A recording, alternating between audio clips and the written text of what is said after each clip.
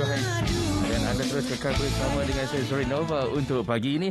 Alhamdulillah, jadi saya doakan anda semua terus kekal bersama kami sehingga pukul 10 pagi. Dan juga terus kekal juga bersama dengan saya Zuri Nova sekarang ini dalam seleksi pagi dari Kedah FM yang anda boleh tonton juga di TV1 dan juga saluran berita RTM My Review 1, 2, 3. Baik, sebelum saya nak berkongsi perkawaran dari negeri Kedah Darul Aman, juga saya ingin maklumkan kepada iaitu terdapat dua PKPD di negeri Kedah, iaitu PKPD Serama Pekerja dan juga Tapak Bina Hospital, ya, dan juga berkuat kuasa di Pendang ni, berkuat kuasa pada 26 Julai sehingga 8 Ogos, dan PKPD Kampung Bukit Maluk Pulau Langkawi dari 27 Julai hinggalah 9 Ogos. Baiklah, dan juga pastikan anda mendaftar untuk vaksinasi di MySejahtera, yang mana sekarang untuk bersama-sama kita memutuskan rantai COVID-19. Dan juga ini hari ini kita nak kongsikan berkenaan dengan bantuan khas 2,767 keluarga yang terlibat dalam pelanjutan PKPD di Kuala Muda, yang mana kerajaan negeri Kedah memperuntukkan sebanyak RM373,545 bagi menyediakan bantuan khas kepada 2,767 keluarga yang terjejas dengan PKPD daerah Kuala Muda. Dan perkara tersebut yang diumumkan oleh Menteri Besar Yang Amat Berhormat Haji Muhammad Sanusi Mat Noor. Dan peruntukan bantuan khas tersebut juga akan diberikan dalam bentuk wang tunai dan juga makanan basah, dan agihan juga diedarkan oleh petugas di Pusat Kawalan Operasi Bencana PKOB dengan kerjasama kegiatan Majlis Pemandaran Sungai Petani Kedah MPSPK.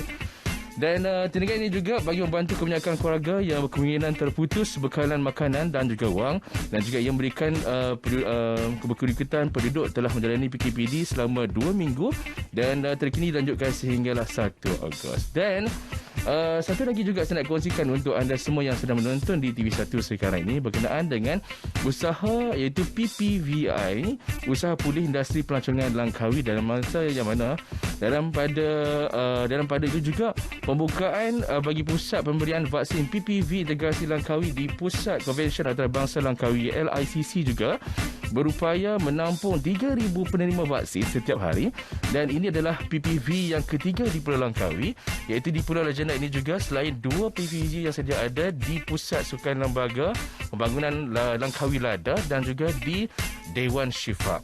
Dan berbanding dengan PPV biasa yang dikendalikan oleh kerajaan, PPV menggabungkan operasi vaksinasi kerajaan dan swasta, dan juga pembukaan PPV bertujuan juga untuk mempercepatkan proses vaksinasi ke atas 76,400 penduduk Pulau Langkawi yang layak menerima vaksin daripada jumlah keseluruhan iaitu 111,500 orang. Jadi 80% daripada penduduk di Pulau Langkawi ini telah mendaftar untuk menerusi MySejahtera, sekaligus meletakkan daerah ini sebagai paling tertinggi dalam pendaftaran MySejahtera berbanding daerah-daerah lain di Kedah. Jadi ini juga antara bagi membolehkan industri pelancongan dibuka semula insya-Allah pada September ini.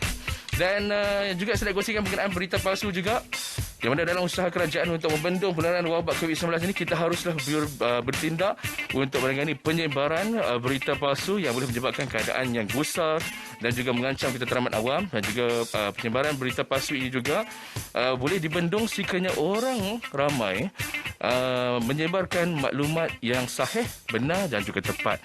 Dan sebelum berkongsi berita palsu, sebelum berkongsikan suatu berita ni, periksa kesahihan sesuatu maklumat daripada sumber yang sahih, yang benar, dan jadilah pengguna media sosial yang bijak memilih untuk tidak menyebarkan atau menghebahkan berita-berita palsu.